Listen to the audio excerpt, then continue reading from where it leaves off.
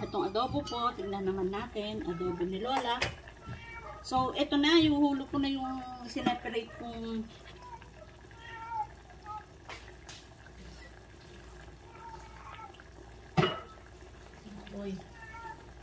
bawang. Bawang. Hulog po natin yung bawang. Kasi maluluto na siya.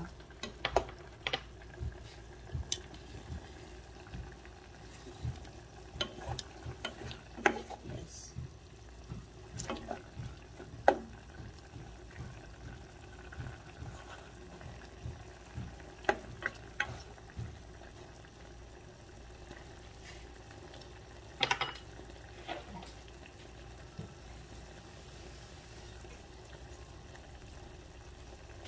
Bigyan ko tubig, isang para lumambot. Gusto ni Lola, malambot na malambot yung adobo niya. Yan.